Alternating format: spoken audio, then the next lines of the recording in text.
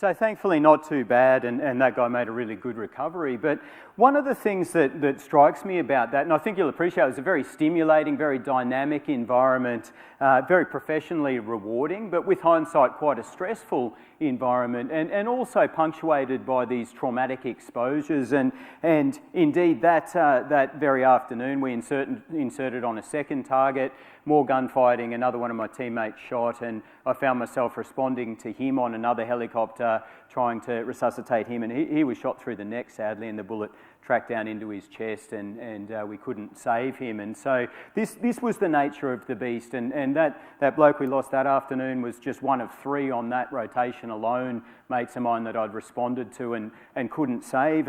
But when I look back at these sort of experiences and that kind of footage, the thing that I find remarkable is that was normal for us. That was normalised. We spent so much time in these environments that there was nothing abnormal about being in gunfights, getting mates shot, treating mates, losing mates. And this was my second of 4 tours of Afghanistan. And so and not just me, but everyone continued to function at the level we needed to, and we kept going back year in, year out. And that talks to the fact that as humans, we're excellent at adapting and adjusting and managing and even thriving in high-stress environments. If you spend enough time in high-stress environments, your body will adapt to that and adjust to that, and it'll seem normal to you, and you'll be able to function and maybe even thrive for years or decades. But the thing is that your body is firing a chronic stress response to keep you functioning and thriving in those kind of environments. And it's kind of like a car engine constantly revving at a few thousand revs. Even when you're at rest, your body is firing this chronic stress response to keep you primed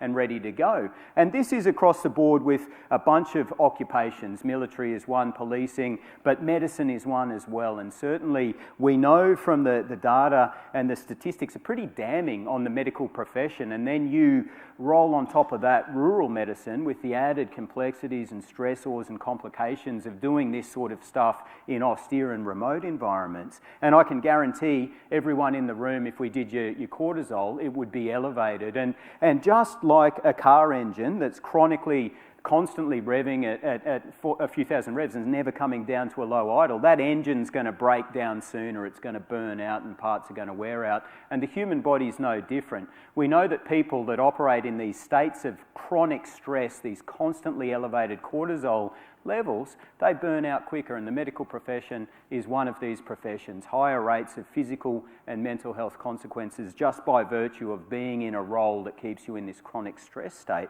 And the thing is, you can function in those states for a very long period of time and you may not even know it's happening. And for me, the effect of these stress loads didn't catch up to me for years and years and years. I'd spent all this time in the military and as a doctor and then as a civilian doctor when I got out. And it wasn't until years after I got out, or in the years after I got out of the military, that it all started to catch up with me, and I started to become really anxious and hypervigilant and having bad dreams, flashbacks, all this stuff that I could see was symptoms of post-traumatic stress.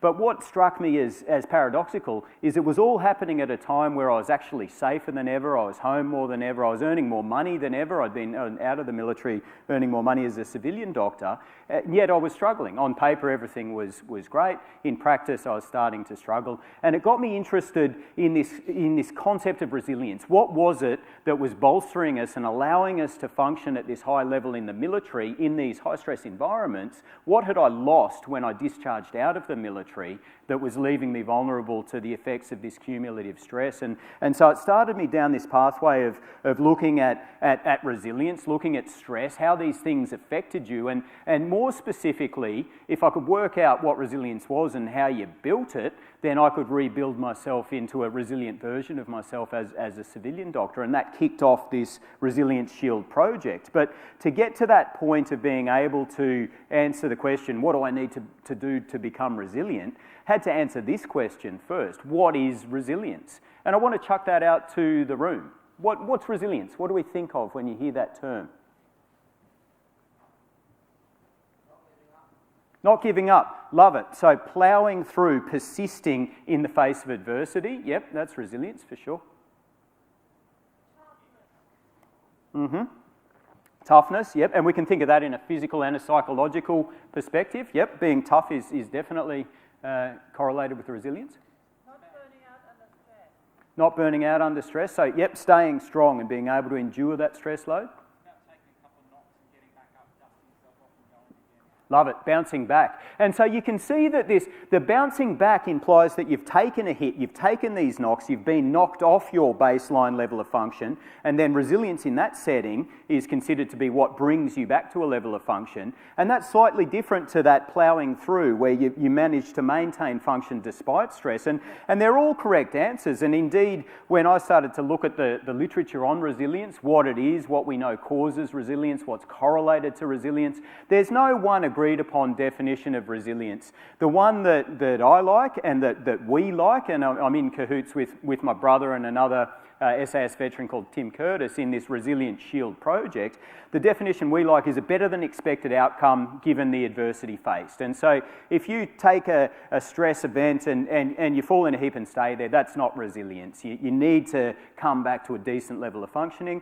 And likewise, there needs to be adversity to be able to demonstrate resilience. You could be the most resilient person in the room, but unless you've got a stress to be resilient against, you can't show resilience. And so that got us thinking about stress. Stress isn't necessarily a negative thing, and indeed, we need stress to display resilience. We need stress to build resilience, to evolve. It's about the right amount of stress for us at any given stage in our life. So we started to take this deep dive into stress and resilience, started to formulate this model that eventually became the Resilient Shield model. And we've written a book around it for anyone who's interested. I'm going to touch on the wave tops of a few of the layers of this model in the time we have together today. But if you want to take a deep dive, it's all in the book. And while I think of it, the Doctors' Health Fund stand has got about 20 of these. I defaced them with signatures earlier. So if anyone's interested, you can race down there and grab one of them.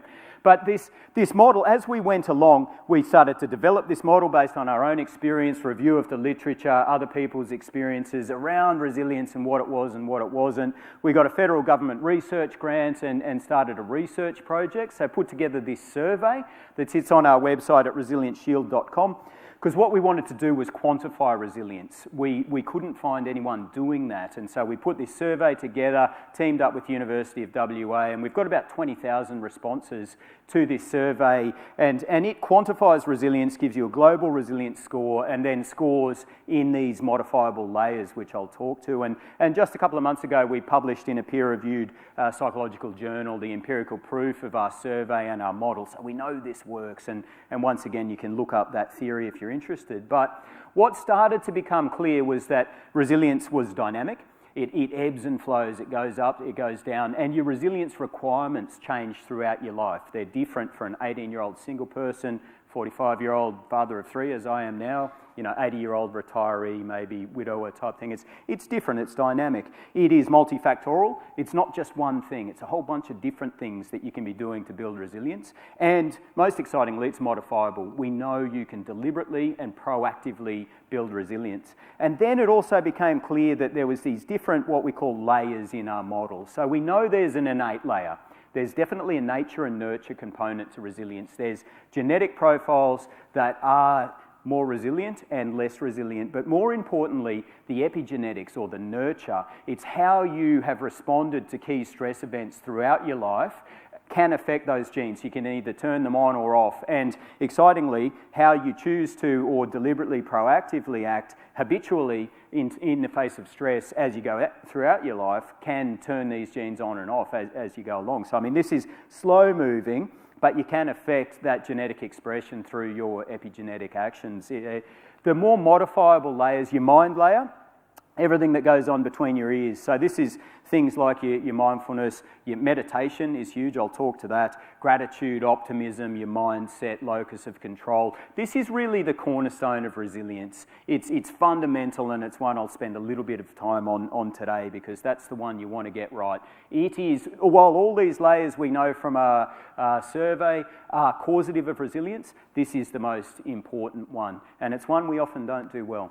The body layer, sleep, diet and exercise, it will come as no surprise to a room full of doctors that's important there and causes resilience. Social support, behind the mind layer, your social support is the most crucial layer in terms of bolstering your resilience. Professional layer, virtuosity and purpose in the workplace is very important. We spend a lot of time there and we're often very professionally invested as doctors, and that's important. Then adaptation. There's a bunch of the factors that cause resilience are what's called domain agnostic. They transfer across to other things. So the more you work on these modifiable layers, the more resilient you will be to new challenges and stressors, these things that you didn't even know were coming. You'll be more confident and competent and resilient to them. So it's like building this global resilience that you can adapt to novel challenges. But while it's easy and useful to tease it apart and look at these individual layers, they're all interwoven. And so what you're doing in one layer will affect the other, either positively or negatively. And so you can't just pick and choose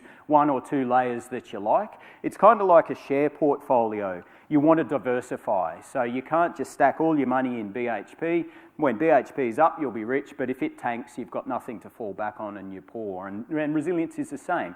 You need to pay attention across all these layers of the shield model.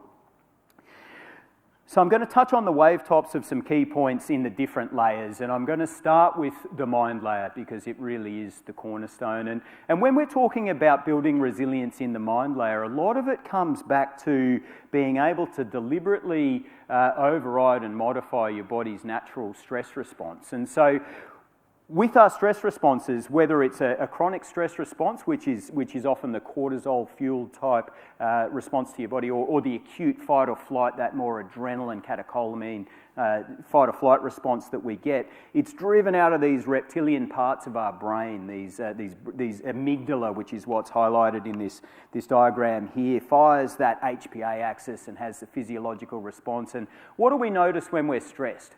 What do you feel when you're stressed?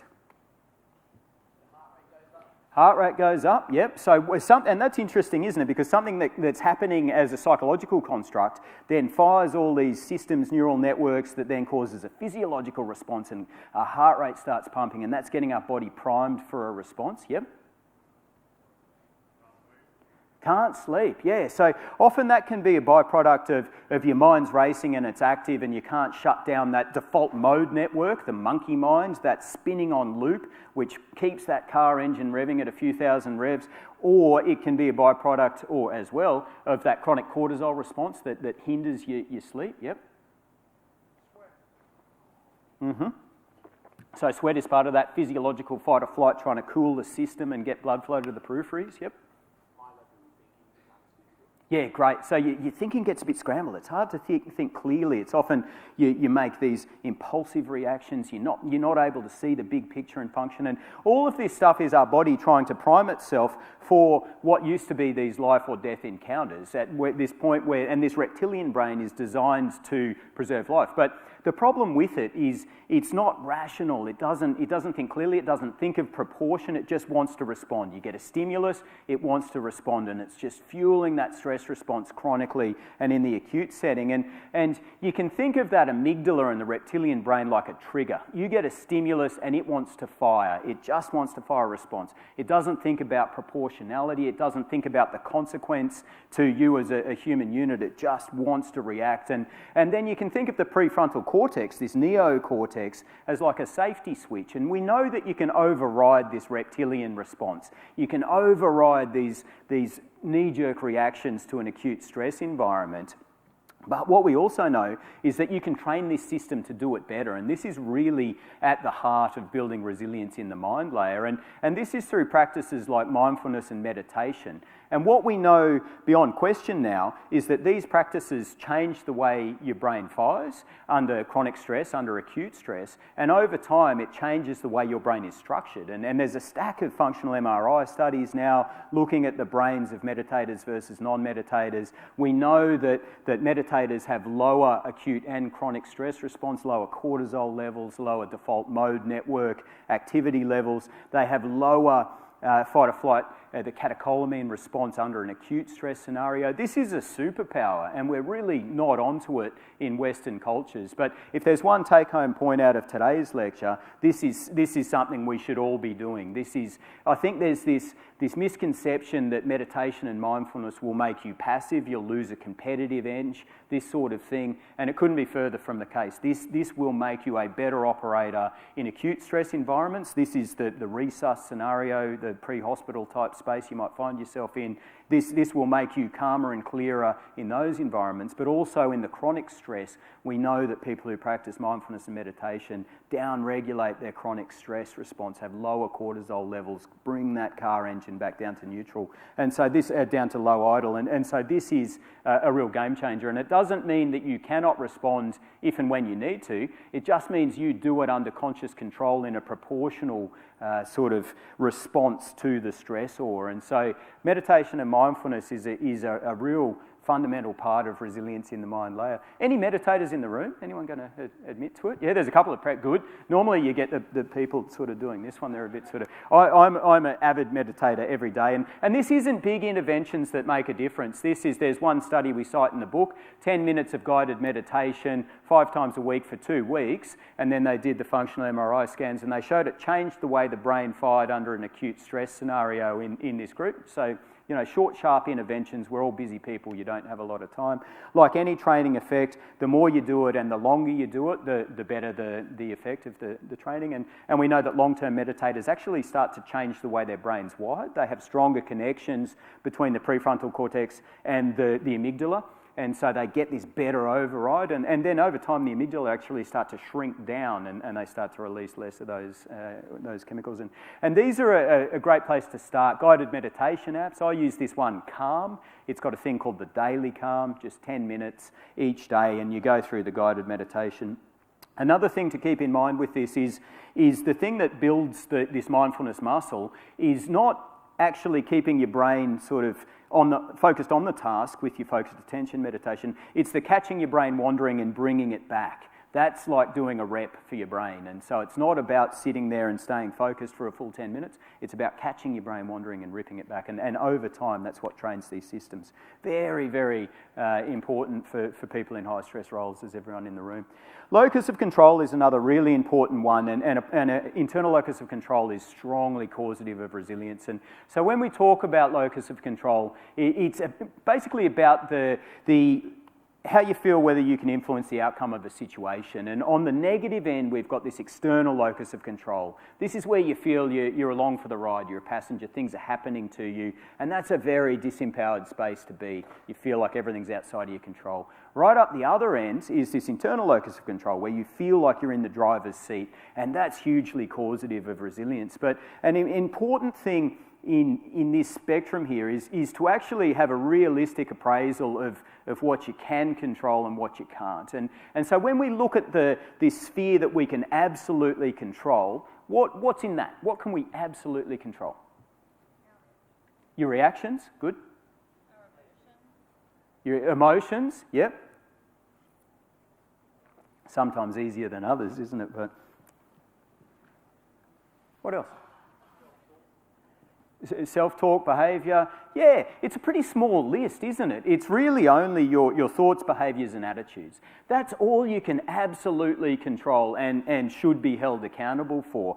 Radiating out from this sphere of control, you've got this sphere of influence. And so this is as it sounds. It's things that you can influence but you can't control. And so, I mean, this is like our patients. We try to positively influence them all the time when we interact with them, when we consult with them. But we can't control their behaviour, but we can and should do our best to try and influence things in our sphere of influence to move it in the right direction. But then radiating out from this is this sphere of interest. And now this is where a lot of our stress can exist. But the problem with our sphere of interest is we have no ability to control it or even influence it. And so a big part of that locus of control is about identifying stressors in our life that are in this sphere of interest. And if we can't control it or influence it, and you can identify that, you've just got to try and let that go. It's easy to say, but it's hard to do. And what you want to do is try and pare that back and just focus on what you can control and influence. And one I was thinking about actually pretty recently, I had this scenario. I was in a regional ED, had a kid with a closed head injury that was bleeding in his brain and eventually started to cone. And we'd called the retrieval service and they were delayed. And it was this hugely stressful environment. We had this kid that was quite literally dying in front of us. And I couldn't control or influence the speed at which the retrieval service came. And so it was about trying to let go of the stress of waiting for these people to come and take this child off our hands and pare it back into, well, what can I control? Thoughts, behaviours and attitudes. Keep it calm, do your processes. What can I influence? I can do everything I can for this kid in the facility we had and try to let go of that stress. And so, I mean, I think it's a good framework to have in your mind. Not always easy to do, but trying to let go of the stress in that sphere of interest and pare it back to what you can control and influence. Transitions are another thing that are very important, and what I mean by transitions here, I'm talking about psychological transitions between different periods of your day, and the most important one here is between your work life and your home life and getting that one right. And so when we look at these transitions, it's about having this mindful sort of moment, bringing yourself into the present. And often when I've had a busy day in ED and I might have had a few confrontational consults or be a bit anxious about something, worried about a patient, and I'll be driving home and the default mode network, the monkey mind's going in overdrive, it's firing that chronic stress response. And if I get home and I'm a bit sort of wound up and I'm in this mindset, my wife and kids are in the house, and most of the time they're happy to see me. And if I don't sort of stop and I'm worried and I'm anxious and I might be a bit sort of agitated, and I roll in, there's a thing called emotional contagion, and so that often escalates. I'll miss the fact that my wife's often a bit tired and a bit sort of had a similar day at work. Her kids are often pretty ratty at that hour, and you can appreciate you storm in there and everything escalates pretty quickly into an argument, and you kick the cat and you go to the shed and have a beer. And I don't really kick the cat, but you can appreciate. And the way to avoid that is by using these psychological transitions. And so it's all about just taking a brief moment to bring yourself into the present, checking in with yourself and sort of like, right, where are my thoughts at? And letting work stay at work, just right, okay, I can check up on that tomorrow, I've got to let that go, I'm going to stop thinking about that. And then I find it a powerful tool to ask yourself this question: what's the best version of myself for this next interaction? And so just that quick mindful moment thinking, hey, I'm a bit fried and a bit frazzled about this, I'm worried about that, but I'll follow up on that tomorrow. And my wife and kids are in there. What's the best version of me that needs to walk through that door as a dad and as a husband, and then walk in as that version of yourself? And I've found also this is a powerful tool in the ED. I now do it. I look at the chart and I think, okay, who's next? What version of me as a doctor needs to turn up for this person? And it's a pretty sort of simple thing, but it just allows you to be mindful, turn up the best version of yourself for an interaction, and can really smooth things out. And it's something. There's a great book by a doctor called Adam Fraser called The Third Space. And so he talks about first space is where you're at, second space is where you're going, third space is in between. And that's these psychological transitions. And he uses 3 R's. He talks about resting, reflecting, and resetting. And it doesn't need to be huge periods of time, but it just requires this mindfulness, which you can build through practice and through this meditation as well. And so, I mean, they're really at the core. Other biggies are gratitude, optimism, growth mindset. There's a whole list. I wish we had the time to go through them, but the mindfulness meditation and getting those psychological transitions between work and home are really key in the mind layer. Body layer, so sleep, diet and exercise are the big 3 there, and they're no-brainers, but they're often the first 3 that go out the window when we're stressed and when we're busy. Sleep suffers, we're often burning the candle at both ends, and then sleep is compromised by that cortisol and that chronic stress and the default mode network. That your diet often goes out the window when you're busy, you're not cooking nutritious meals, you're getting the fast food option, and often our exercise, you don't have time to do a dedicated, or you don't feel like doing a dedicated exercise regime. But they're the big 3 you really want to try and maintain throughout high stress periods. A really quick one on the exercise piece: don't discount the incidental exercise. It's almost a bit cliched, this take the stairs instead of the escalator. We tell our patients all the time, or park a block away and take a walk at lunch. We cite a study in our book that looks at all-cause morbidity and mortality over tens of thousands of people over decades, and it shows this almost linear relationship. Little bits of exercise done regularly decreases all-cause morbidity and mortality over time. So it is worth doing this. It's not, don't think just because you can't get to the gym for an hour and a half, then it's not worth doing anything. Little bits done regularly do make a difference, but when you can, make the time for dedicated exercise. But the biggie is sleep, and we don't do it well. We don't do it well. As a global population, we know we're sleeping about an hour less than we did 50 years ago, and it's getting less and less as we go. And does anyone track their sleep? Oh, there's quite a few. That's excellent. I'm a huge advocate of this, and because we all need to get the right amount of sleep. It differs from person to person, a thing called OSD, this optimal sleep duration, but it's normally between 7 and 8 hours a night. But more importantly than that is the stages of sleep you go through and how much of the restorative stages of sleep you're getting. And so when we sleep, we've got this falling asleep period, then we've got light sleep, which doesn't really do any deep repairs. You'll spend about 50% of your night in light sleep, but the ones you really want to be getting a bunch of are deep sleep. And so in a really simplified view, deep sleep's when your body restores itself. It's when you're releasing things like growth hormone, testosterone, it's cellular repair, it's body repairs. And that normally happens in the first half of a period of sleep. You'll get your block of deep sleep, and you want about 15% of your night to be deep.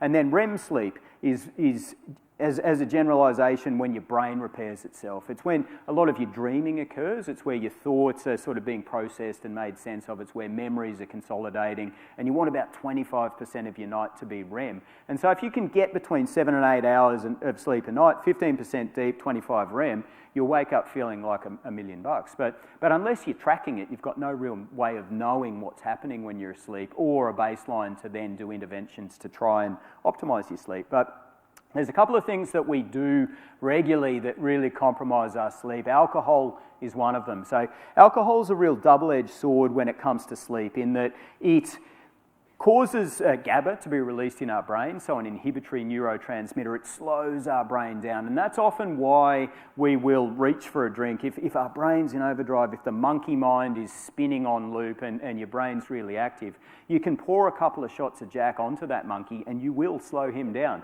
And so it works. And it helps you get to sleep. It decreases a thing called sleep latency by the same mechanism. So it can help you get to sleep. The problem is it's got a half-life of 3 to 5 hours. And so about that period into your sleep, the alcohol starts to wear off. You stop releasing GABA. Your brain can then have a bit of a rebound and release a thing called glutamate, which makes it active. It's like the accelerator for your brain. And often you can ping awake at 2 a.m. and where you should be getting these big blocks of REM sleep, you're instead there staring at the ceiling with the monkey doing flips in your mind. And that's an effect of alcohol. And it doesn't need to be a lot. This is sort of 1 to 2 standard drinks with dinner can have this effect. Even if you're not waking up, it will be preventing you from getting that REM sleep and not feeling refreshed in the morning. And I'm not suggesting that we don't drink alcohol. I like to have a drink as well, but be aware it does inhibit your sleep, and sleep is really fundamental to resilience. And so if there's scope to have more alcohol-free days in your lifestyle, then I encourage you to. And I encourage you to track your sleep, because that's a good way of baselining it. The other one's blue light. And now there's a bit of controversy as to how blue light affects, but there still is the overwhelming consensus that blue light does inhibit your sleep quality. And the significance of blue light, it's pumped out of all our devices, all our screens, TVs, tablets, phones, computers, and it goes in through your eye, hits your pineal gland, and it shuts off melatonin release. Now, melatonin is a hormone that helps us feel sleepy, get to sleep, and get to the deep stages of sleep. And so if we're pumping blue light into our eyes in the hours before bed, stops melatonin being released and inhibits our sleep cycles. And so ideally, don't be looking at screens in a couple of hours before bed. That's the gold standard. Have a low light sort of wind down procedure, a bit of meditation, mindfulness, read a book like a hard copy book rather than an ebook. If you have to be looking at screens, then you can turn down the blue light. They'll all have settings. All your devices has settings to turn that down. Or what I do, I've got a set of blue light blocking glasses. So just clear lens, it's not magnified or anything, you don't know you're wearing them, and it just filters blue light, so you can be catching up on Netflix and still releasing melatonin. And so alcohol and blue light are things you want to think about to optimise your sleep, because sleep is so critical there.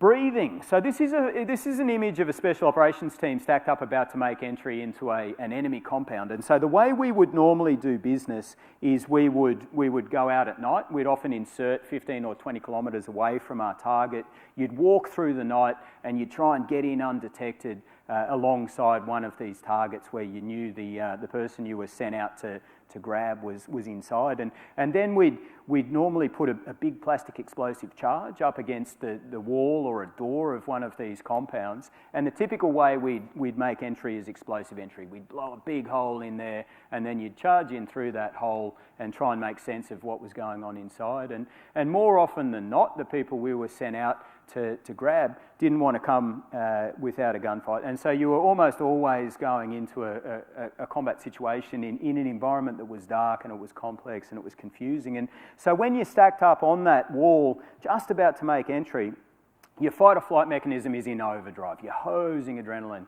into your system. And a few predictable things happen when we go into that acute stress response. You get this tunnel vision. Your vision really hones in on what's right in front of you. And we're already on night vision, which is pretty limiting to your field of vision and interferes with your depth perception. But the stress response further tunnels your vision. You get auditory exclusion, your eardrums tighten and you can't hear as well. And you lose your fine motor skills. Your fingers start to tremble and sweat, you lose your dexterity. And so when you're about to blow in and go into an almost certain gunfight, your body is trying to render you blind, deaf, and incapable of operating your weapons and communication system. And it's of course not where you want to be, but this is what your body does to you. And this is the same if you're going into a resuscitation situation. Something happens. This is the fight or flight. It really focuses you in, and that's this evolutionary response, but it can be quite limiting, and it can come at the cost of peripheral vision, being able to hear things, having your fine motor skills. And so a technique that we were taught to mitigate this was that they told us it was combat breathing. It's actually just box breathing, but if you're trying to sell it to a bunch of SAS soldiers, combat breathing sounds much cooler. And it's as simple as breathing in for 4 seconds, holding it for 4, out for 4, and holding it for 4. And this is an absolute superpower. So when you've got a fight or flight response, it's a sympathetic nervous system, it's driving that stress response. This breathing stimulates a parasympathetic response. It slows things down, and it slows your heart rate, it reduces your blood pressure, it gives you better control over your fine motor skills, it widens that field of vision, it reverse engineers that stress response. And I encourage you all to do this regularly. I do it on a day-to-day basis now, and it is really, truly a superpower. And I'll get everyone to do it with me now. So breathe in for 4. Hold. And out.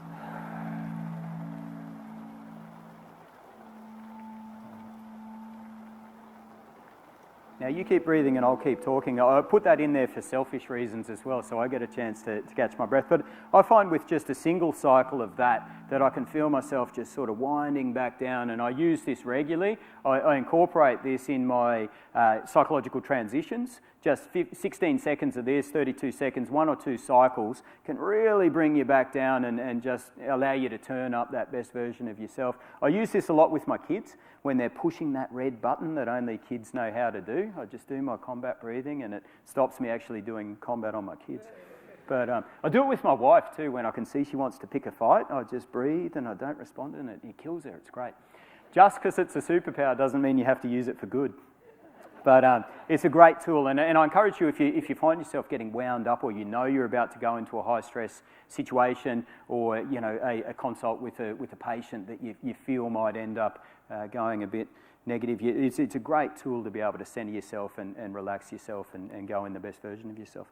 Social support's crucial, and when we talk about the social layer in the Resilient Shield model, we're talking about social support outside of the workplace. So certainly your workmates, your teammates are critical, and you can get a great amount of support from your workmates. I'm down the bottom left if anyone's playing Where's Wally. But when it comes to bolstering your resilience, it's your family and friends outside of your workplace that are most important. And the important thing to consider here is these people, if they're outside of the medical fraternity, they're not going to understand the stress of being a doctor, being a rural doctor, operating in these environments. They're not going to get it. They're not going to be able to viscerally empathise, and we shouldn't hold them accountable for that. And I kind of learnt this the hard way. When I was in the Army, I didn't tell my wife much about what we were doing. There was operational security around it, but also I didn't think that it would really help to tell her this stuff. I thought she'd worry. And then when I got out and started to process this and be affected by some of these instances, I thought I'll let her in a little bit on some of this stuff that had happened, and maybe that'll help her understand what I'm trying to make sense of. And so I started to tell her about a couple of these critical incidents, and I could see she didn't get it, and it frustrated me. I could see she was hearing the words, but she wasn't sort of reacting as I thought she might, and so I thought, well, maybe I'm not giving her enough detail, and so I ramped up the gave her this vivid detail, and she still couldn't get it. I was frustrated. It was almost like she was trivialising or minimising my experience, and it took me a while to realise that it's not that she didn't want to, it's just that she couldn't. She'd never had any experience even remotely similar to that, and so she couldn't empathise. She had no visceral sort of connection. And with hindsight, what I was trying to do was vicariously traumatise her enough to drag her down to my level so we could be miserable together. And of course, you don't want to do that. But the beauty of these people is that for my wife, I mean, she knows me as me. I've got this authentic, this vulnerable relationship with her. And I mean, I can go home to her and drop my bundle and whinge and cry if needs be. And indeed, I have many times over the years. And this is how you should be connecting. And this is where you get that support and build that resilience with your friends and family. Your teammates or your workmates or other people in this room, they will understand you on an empathetic level. They will get it. They will viscerally be able to feel that your pain and your stress and your trauma, because they will have often been in a similar situation to you. But you may need to keep up a bit of an armour, a bit of a facade in the workplace, and so you may not be able to be your authentic self there. So tap into your workmates and your medical colleagues for that empathetic response and support, but then use your family and friends for this authentic connection. And these are the people that move the needle on resilience. And so it's easy to lose sight of that, and in a busy role like medicine, and certainly rural medicine, it's pretty all-consuming. You've got to make time for these friends and family, these key people. It doesn't need to be a big group, but as few as one or just a couple of these vulnerable, deep interpersonal relationships where you can be your authentic self. That's what moves the needle on resilience. So try and make the time for these people rather than find the time after work's done, because they're the ones that are going to support you when you most need it. Social media is not social. Certainly having, in terms of supporting your resilience in the social layer of the SHIELD model, having 10,000 followers on Facebook or 50,000 likes on a photo is not a proxy for having one deep interpersonal relationship, a vulnerable, authentic, meaningful relationship. And so try and balance the time you're spending on social media in these virtual worlds with investing in those real relationships, because they're the ones that are important.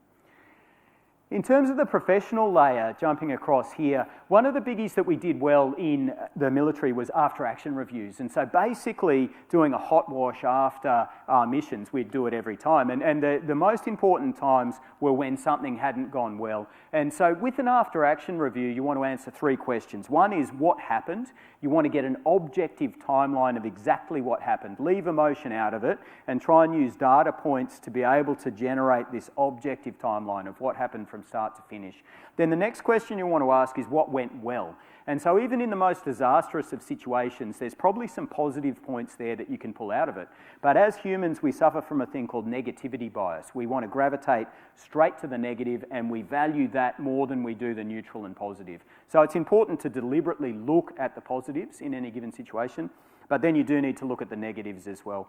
And when you look at the negatives, you want to do a root cause analysis. You want to keep asking why until you get to the cause of why that thing went wrong. So it's not good enough to say, this went wrong, why did it go wrong? Jono didn't do his job, okay, sack Jono, everything's fine. That's not enough. You need to keep asking why. Why didn't Jono do his job? Well, was Jono trained for the job? Did Jono have the right equipment for the job? Were the policies and procedures right? All this sort of, until you get right down to the root cause. And what that allows you to do is then start to build structure to do it better next time. So if it was a training failure, then train Jono up and he might do better next time. If it's an equipment failure or a deficiency, then address that. If it's a policy, procedure, these sort of things. But unless you get to that root cause, you can't build that process to be able to do it better next time. And if you have a negative outcome and you sort of gloss over it and move forward, people are going to look at that and think, well, that went disastrously wrong. I don't really know why. And so then in their mind, there's nothing stopping that from going wrong in the future.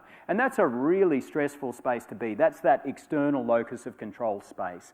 Whereas if you do a proper after-action review, root cause analysis, and then put structure in place, people say, hey, we know exactly why that went wrong, and now we've trained for this, we've got new kit, we've changed our policies, we'll do it better next time. All of a sudden, it's an internal locus of control space, and people feel far more empowered and resilient for that stress next time. And it falls out of that after-action review. This photo here is of me with the bloke on to my my right, your left, is a bloke called Mark Donaldson. And if anyone follows any military history, he won the Victoria Cross for Australia, SAS Soldier, which is our highest award for gallantry on the battlefield. And I'm lucky enough to have Dono as a mate. But this is at an award ceremony where I was being given a medal for some stuff that happened in Afghanistan. And when I look at this photo, I think of a construct called contingent self-esteem. And so I was feeling good about myself on this day. We're all dressed up, and my family's there. They dust off a dignitary. You're at Government House. They say nice things about you. And my self-esteem was good. But what I didn't realise was it was all contingent on me wearing that uniform. I was drawing all my self-worth on wearing that uniform and building all my self-esteem on that. And this was the thing I failed to realise, that the prestige belonged to the job and not to me. And this is a trap we can fall into in these professions that are quite consuming and engaging and demanding, like medicine.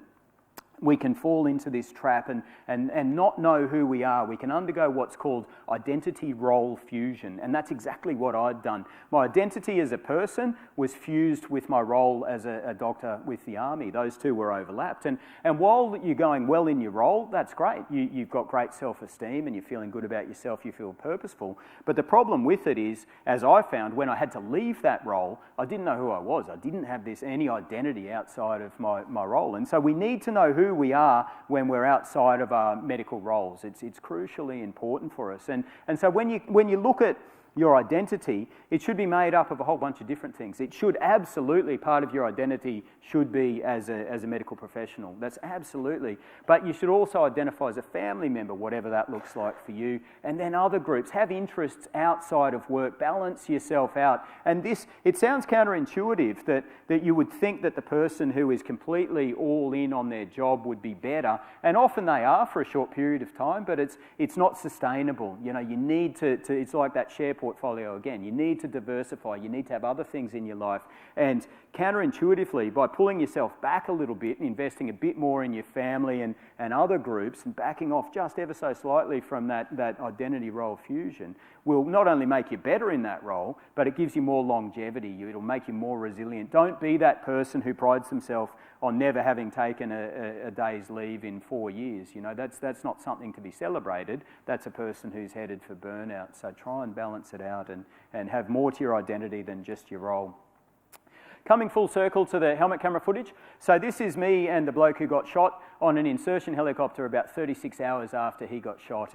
And so he just turned up to work. And I remember seeing him at the pre-mission brief, and we were doing our last minute checks and all the rest. He was an American guy, worked for a US government agency, and super resilient bloke. I remember seeing him and saying, "Hey, you know, what are you doing here?" He goes, I'm coming on this job, man." And I'm like, "You just got shot?" And I said to him something like, "Any normal doctor wouldn't let you come on this job." He goes, "That's why you're my doc, Dan." And just this super optimistic, you know, but a great example of a well-rounded resilience. He was a very mindful bloke. He had a very strong spirituality, very devout Christian.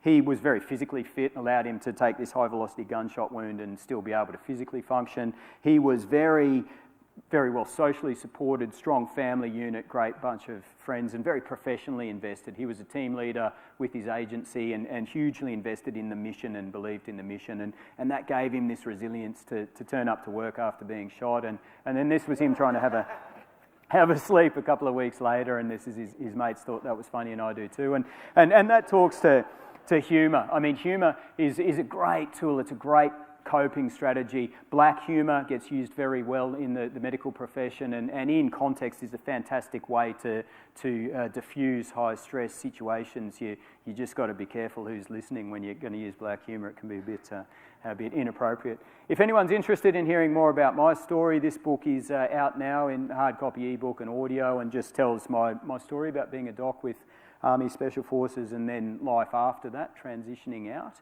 And then we've got the Resilient Shield as well. And as I said, there's some copies there with the Doctors Health Fund, but it's also out there in hard copy ebook and audio.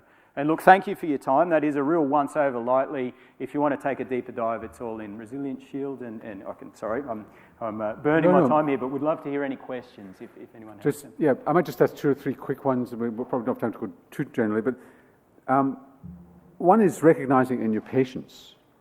Loss of locus of control is a real issue in terms of chronic stress Bruce McEwen called it allostatic load. Yes. It fires up your cortisol, fires up your cardiovascular system, changes how your endocrine system works. How do you recognize it in your patients? And how did you recognize it? Or how do you recognize it now? Do you look for it? All this, it's been a great talk in terms of ourselves, but how do you recognize it in the people you're looking after? Because disadvantage causes this chronic stress. Yes. It's not just bad stuff that happens to you.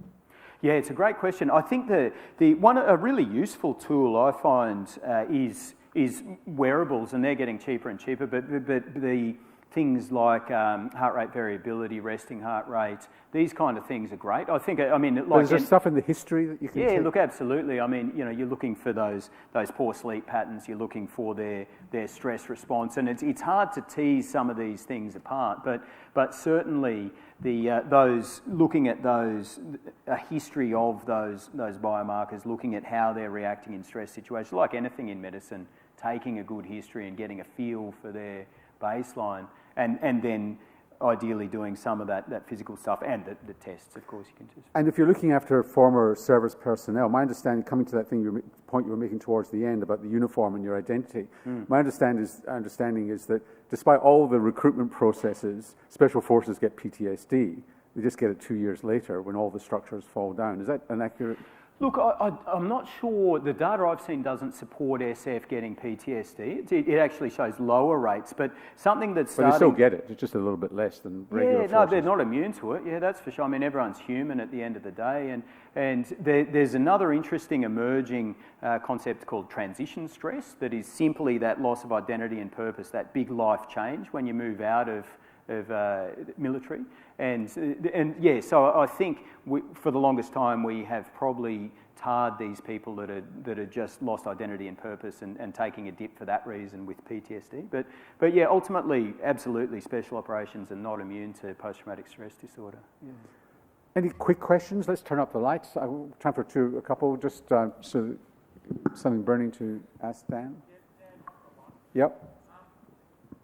In a society that's very anxious about calling out people for bad behaviours or upsetting anybody who's unique and special, how do you see resilience being developed in that context?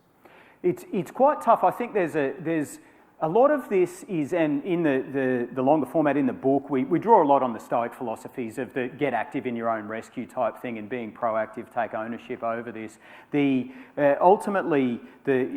is this the well-known psychiatric thing, just get a hold of yourself, is it?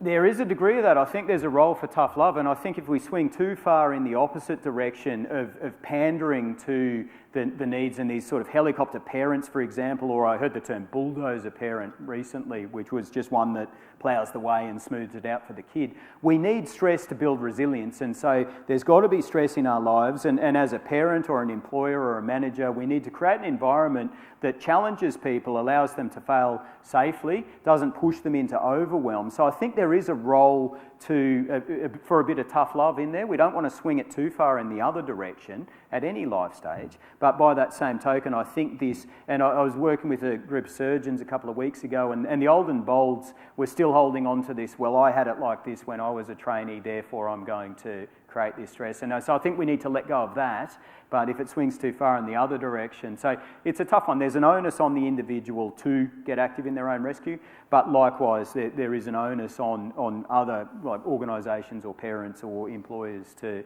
not push it into that overwhelm. Time for one more. Yeah, just how do we encourage people to value their state of mind, their resilience? I'm a farmer and people don't even value their own health most of the time because they've got other issues on their mind, but their state of mind is so critical. Yeah, that's a really tough one. This is the hardest one that I've found to be able to break into organisations, particularly manly men like the cops and the military, the fireys. These sort of hyper-masculine organisations. I imagine there's a whole bunch of manly men in the farming community, and it's about, in my opinion, building that relevance of these things to that environment and trying to stress those factors of getting better control over your chronic stress, getting better performance in acute stress environments. I mean, we know that mindfulness and meditation reduces your pain perception, which is another really interesting facet of what we're starting to emerge from this. So in my opinion, it's about trying to package it in a culturally relevant, if you like, way to these people to tap in. Because if you lead with this will reduce your chance of anxiety and depression and improve your interpersonal relationships to a 21-year-old police officer or a 50-year-old farmer, they're probably, you're not going to be able to break in like that. So it's about trying to package it in a culturally relevant way. But ultimately, once again, it's you provide the information, deliver it as best you can and as relevant as you can, but it is on them to pick it up. It's interesting, just finally, I chaired a Five Eyes military medicine meeting just pre-COVID, and they were all saying the same thing about recruitment, that it's almost impossible to recruit for resilience, and that one of the problems and it's about all the millions that have been spent on it, and when they try to do it, they over-index for bipolar disorder. So you get 10% of new recruits with bipolar disorder. They drop out. But, they give this feeling of resilience because they're so bouncy. You just got to be a bit careful about recruitment. Only 10%? Yeah. In my military service, it seemed more like 60, but anyway. Yeah. Look, this has been fantastic. The room has been captivated. Everybody's going to go off and get your book. Thank you so much, Dan. Oh, it's my pleasure. Yeah, thank you, guys.